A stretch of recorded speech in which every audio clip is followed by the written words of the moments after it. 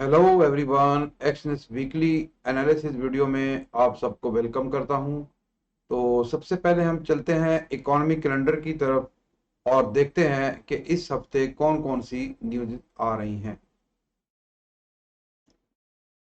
15 जनवरी यानी 15 जनवरी GMT plus zero time के मुताबिक 9 बजे यूरो का जो है जर्मनी का फुल ईयर GDP और उसी के साथ ही 10 बजे यूरोजोन का industrial production high impact news data positive आने की सूरत में यूरो स्ट्रॉन्ग और नेगेटिव आने की सूरत में वीक हो सकता है।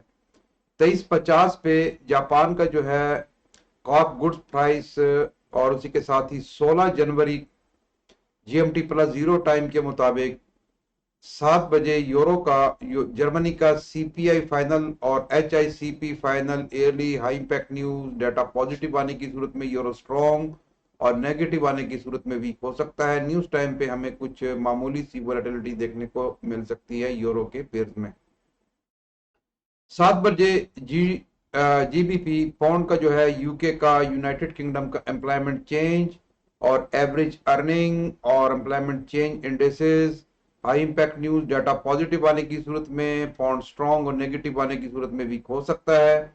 10 बजे यूरोजोन का जो है जर्मनी का ZEW current conditions high impact news और उसी के साथ ही 13:15 पर कनाडा का हाउस स्टार्ट एनालाइज और उसी के साथ ही 13:30 पर कनाडा का CPI bank of Canada BOC core yearly high impact news और CPI inflation yearly high impact news data positive आने की सूरत में कैड स्ट्रॉन्ग और नेगेटिव आने की सूरत में कनेडियन डॉलर जो है वो वीक हो सकता है। न्यूज टाइम पर हमें मार्केट में कुछ वोलेटिलिटी देखने को मिल सकती है स्पेशल कैड के पेयर्स में।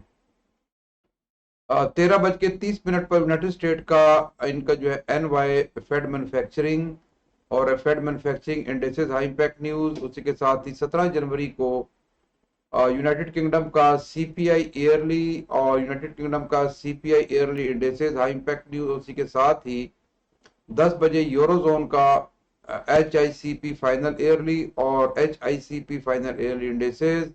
13:30 पर USA का रिटेल सेल्स EX ऑटो और यूनाइटेड स्टेट का retail sales high impact news data और उसी के साथ ही यूनाइटेड स्टेट इंडस्ट्रियल प्रोडक्शन और USA का industrial production indices data positive आने की सूरत में US डॉलर स्ट्रॉन्ग और नेगेटिव आने की सूरत में वीक हो सकता है। न्यूज टाइम पर हमें मार्केट में कुछ वोलेटिलिटी देखने को मिल सकती है। 15:15 पर यूरोजोन का ECB का प्रेसिडेंट लिगार्डा स्पीक और उसी के साथ ही आई इम्पैक्ट न्यूज 15:15 पर यह स्पीच आ रही है और उसी के साथ 18 जनवरी को GMT प्लस जीरो टाइम के मुताबिक सॉरी 12:30 पर ऑस्ट्रेलिया का एम्प्लॉयमेंट और एम्प्लॉयमेंट रेट और अनएम्प्लॉयमेंट रेट और employment indices unemployment rate indices high impact news. इस न्यूज टाइम पर जो ऑस्ट्रेलियन डॉलर्स के पेयर हैं उनमें हमें कुछ वोलेटिलिटी देखने को मिल सकती है। 4:30 पर GMT प्लस जीरो टाइम के मुताबिक JPY जापान का इंडस्ट्रियल प्रोडक्शन और उसी के साथ ही जापान का industrial production YOY indexes high impact news और उसी के साथ 13:30 पर USA यानी USD का यूनाइटेड स्टेट बिल्डिंग परमिट्स और यूनाइटेड स्टेट का Philly Fed business index high impact news data positive आने की सूरत में US डॉलर स्ट्रॉन्ग और नेगेटिव आने की सूरत में वीक हो सकता है। 15:15 पर यूरोजोन का ECB के जो प्रेसिडेंट लिगार्डे की स्पीच आ रही है, ये भी हाई इम्पैक्ट न्यूज है।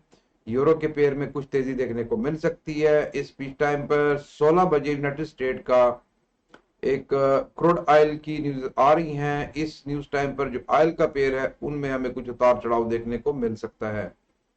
23:30 पर जापान का जो है CPI core nation with high impact news data positive आने की सूरत में JPY स्ट्रॉन्ग और नेगेटिव आने की सूरत में वीक हो सकता है। 19 जनवरी 7 बजे GBP यानी ग्रेट ब्रिटिश पाउंड का जो है यूनाइटेड यूके का retail sales ex fuel high impact news data positive आने की सूरत में ब्रिटिश पाउंड स्ट्रॉन्ग और नेगेटिव आने की सूरत में वीक हो सकता है। ये डाटा इस न्यूज के टाइम पर रिटेल सेल्स जो कि एक बहुत बड़ी खबर होती है। 10 बजे जो है यूरोजोन का जो है HICP फाइनल ईयरली, और उसी के साथ ही यूरोजोन का ECB प्रेसिडेंट लिगार्डे की जो है वो एक स्पीच आ रही है।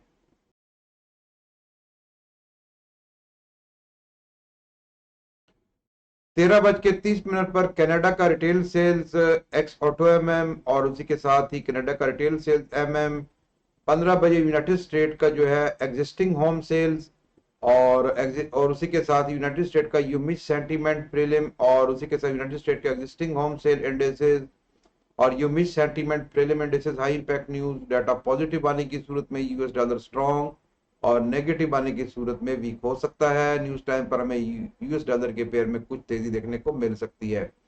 चलें जी, ये थी एक नजर इकोनॉमिक कैलेंडर के ऊपर और इस हफ्ते की आने वाली खबरों पर। तो अभी हम चलते हैं अपने चार्ट्स की तरफ और देखते हैं कि तकनीकी तजिया क्या कहता है।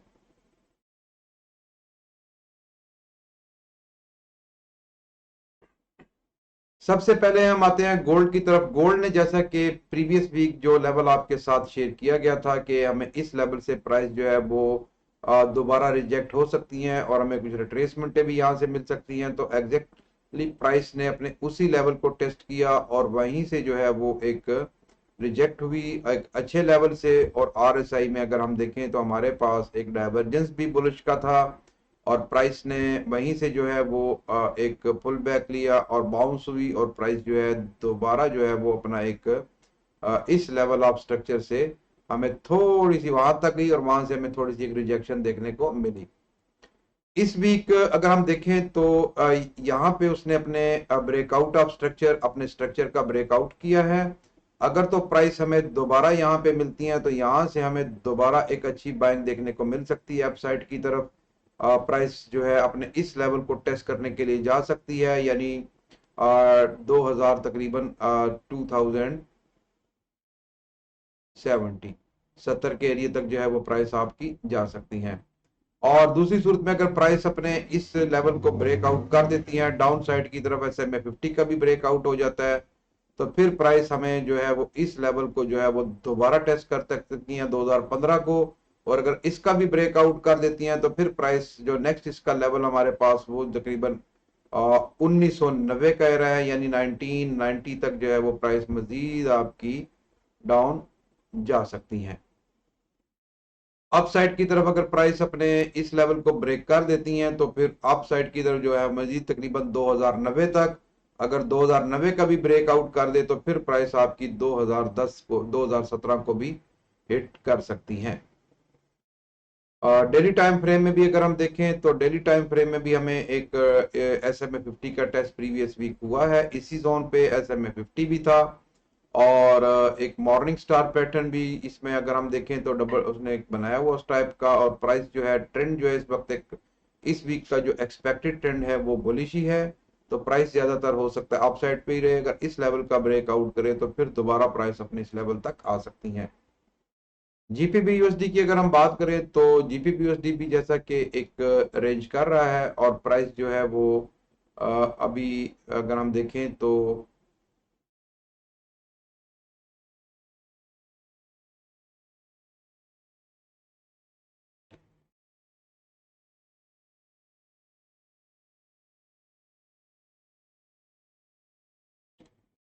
यानी अपने ट्रेंड लाइंस के चैनल्स के अंदर जो है वो रेंज कर रही हैं।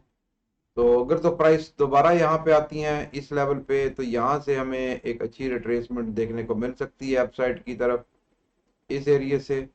और दूसरी सूरत में अगर प्राइस अपने इस लो को ब्रेक कर देती हैं SMA 50 का भी, तो फिर प्राइस मजीद डाउन अपने इस लेवल ऑफ सपोर्ट को दोबारा जहाँ पे इसने ये बनाया है अपने इस एरिया को ये टेस्ट कर सकती हैं अपने इस जोन को। ठीक है, और इस हफ्ते का जो एक्सपेक्टेड ट्रेंड है वो बुलिश ही है। बाकी डेली टाइम फ्रेम में भी अगर हम देखें तो हमें एक स्ट्रॉन्ग बुलिश मोमेंटम नजर आ रहा है कि प्राइस जो है अपनी जो है वो low higher low higher low higher low बनाती हुई अपसाइड की तरफ जा रही हैं।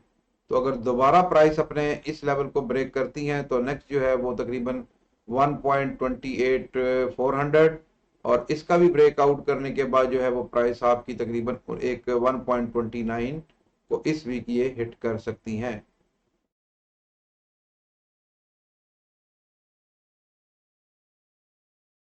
यूएसडी जेपीवाई अगर हम देखें तो जैसा कि अपने एक बेहतरीन लेवल ऑफ स्ट्रक्चर से प्राइस बार बार रिजेक्ट हो रही हैं यहाँ से, और अपने इस जोन को ये ब्रेकआउट नहीं कर रही। जब तक अपने इस एरिया को ये ब्रेकआउट नहीं कर सकती तो प्राइस दोबारा डाउन साइड की तरफ आ सकती हैं। अगर तो प्राइस अपने इस जोन का ब्रेकआउट कर देती हैं अपने इस एरिया का, तो फिर प्राइस मजीद अप साइड की तरफ जा सकती है। नेक्स्ट जो हमारे पास इसका बेहतरीन लेवल है, यहाँ से भी हमें एक रिट्रेसमेंट देखने को डाउन साइड की तरफ मिल सकती है, लेकिन इसका बेहतरीन एरिया लेवल हमारे पास ये है कि प्राइस जो है वो यहाँ से हमें एक अच्छी रिट्रेसमेंट देखने को मिलेगी। यहाँ पे इसका एक सप्लाई एरिया है, और प्राइस बाकी डेली टाइम H4 के टाइम फ्रेम में भी अगर हम देखें तो प्राइस अपने इसी जोन का जो है वो रेंज कर रही है। बार बार जो है वो अपने इस लेवल से जो है इस जोन से यानी एक फेल टू रिटर्न एरिया वहां से रिजेक्ट हो रही हैं। लेकिन अभी इसने SMA 50 का टेस्ट किया है, तो हो सकता है प्राइस दोबारा यहाँ तक आए और यहाँ से फिर हमें एक रिट्रेसमेंट दोबारा देखने को मिले, जब तक अपने इस एरिया का ब्रेकआउट नहीं करती। अगर तो प्राइस अपने यहाँ से अप आती हैं और इस एरिया का ब्रेकआउट करती हैं, तो फिर अपसाइड की तरफ यहाँ से हमें थोड़ी सी रिट्रेसमेंट देखने को मिल सकती हैं। लेकिन प्राइस का जो बेहतरीन हमारे पास लेवल ऑफ रेसिस्टेंस है वो तकरीबन 1.149.600 का एरिया के प्राइस जो है दोबारा इस एरिया से हमें एक डाउन साइड की तरफ रिट्रेसमेंट देखने को मिल सकती है। यहाँ से प्राइस यानी रिजेक्ट हो सकती है। AUD USD की अगर हम बात करें तो AUD USD भी जैसा कि अगर हम देखते हैं इसको, तो अपने एक चैनल के अंदर जो है वो प्राइस रेंज कर रही हैं, तो यहाँ से प्राइस जो है वो डाउन आ सकती हैं, दोबारा इस एरिया को अपना लेवल ऑफ सपोर्ट बना सकती हैं। यहाँ से फिर अप साइड की तरफ हमें एक मूव देखने को मिलती हैं, और अगर तो प्राइस अपने इस अपर ट्रेंड लाइन का ब्रेकआउट कर देती हैं तो फिर प्राइस आपकी दोबारा यहाँ तक आ सकती हैं। यहाँ से हमें एक रिट्रेसमेंट देखने को मिल सकती हैं। दूसरी सूरत में अगर प्राइस अपने इस एरिया का ब्रेकआउट कर दें तो फिर नेक्स्ट जो हमारे पास लेवल है वो तकरीबन 0.68300 का एरिया है, तो फिर प्राइस आपकी यहाँ तक जा सकती है। यहाँ से हमें एक रिट्रेसमेंट देखने को मिल सकती हैं। और डाउन साइड की तरफ जो हमारे पास लेवल ऑफ सपोर्ट है वो तकरीबन 0.6655 एरिया यानी ये वाला जोन, और अगर इस और बेहतरीन लेवल जो हमारे पास है वो हमारे पास ये वाला है। अगर तो प्राइस इसको वैसे यहाँ तक आना चाहिए प्राइस को अपने इस एरिया तक, यहाँ से हमें फिर एक अच्छा एक ट्रेड सेटअप देखने को मिल सकता है प्राइस यहाँ से अप। और अगर अपने इस जोन का भी ब्रेकआउट कर देती हैं तो फिर प्राइस मजीद अपने नीचे इस लेवल तक भी जा सकती हैं। यूएस ऑयल की बात करें तो ऑयल जैसा कि रेंज कर रहा है, और प्रीवियस वीक अपने एक बेहतरीन जो है एक लेवल ऑफ स्ट्रक्चर से, यानी अगर हम देखें तो यहाँ पे हमें एक सप्लाई एरिया नजर आ रहा है। प्राइस ने अपने उस एरिया उस जोन को टेस्ट किया, और टेस्ट करने के बाद प्राइस दोबारा डाउन साइड की तरफ आई है। डेली टाइम फ्रेम में भी देखें तो डेली टाइम फ्रेम में भी हमारे पास प्राइस जो है वो कंसोलिडेशन पीरियड में है, और ट्रेंड जो है वो बेरिश है।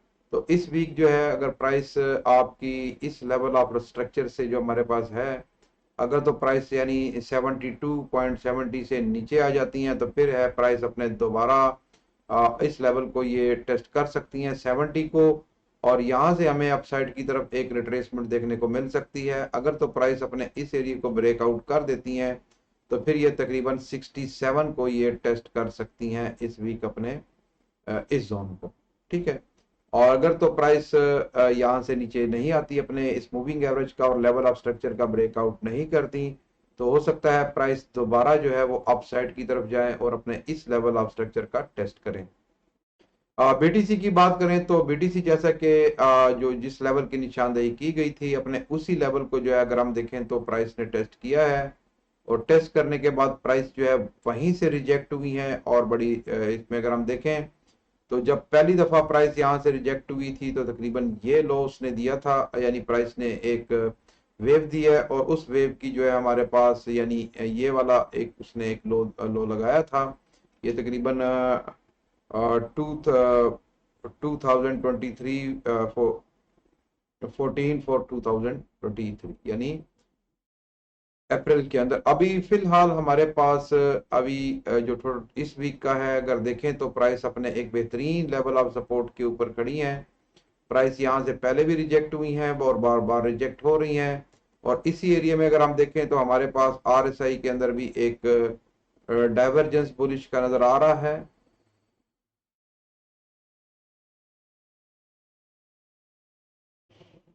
तो यहाँ से प्राइस जो है वो दोबारा अप साइड की तरफ जा सकती हैं जब तक अपने इस एरिया का ये ब्रेकआउट नहीं करती। तो प्राइस यहाँ से अप साइड की तरफ जा सकती हैं दोबारा अपने इस एरिया को हिट करने के लिए। यहाँ से हमें थोड़ी सी रिट्रेसमेंट देखने को मिल सकती है। दूसरी सूरत में अगर तो प्राइस अपने इस एरिया का दोबारा ब्रेकआउट कर देती हैं तो फिर ये अपने इस जोन को यानी तकरीबन 47 500 और 48 को जो है वो दोबारा ये टेस्ट कर सकती हैं। और अगर तो प्राइस अपने इस लेवल ऑफ सपोर्ट को ब्रेक कर दे तो फिर नीचे हमारे पास जो लेवल है वो 39 258 का है। तो प्राइस फिर दोबारा या इस लेवल तक भी नीचे आ सकती है। यहाँ पे हमारे पास एक अच्छा एक डिमांड जोन भी है, और प्राइस जो है वहां पे अगर हम देखें तो पहले भी जब इसका ब्रेकआउट हुआ था तो प्राइस ने एक लंबा मूव दिया था। तो चले जी, ये था हमारा इस हफ्ते का न्यूज़ों पर एक नज़र और तकनीकी जायजा। मिलते हैं हम अपनी नेक्स्ट वीडियो में, उस टाइम तक मुझे इजाज़त दीजिए। Take care, good luck, thank you for watching.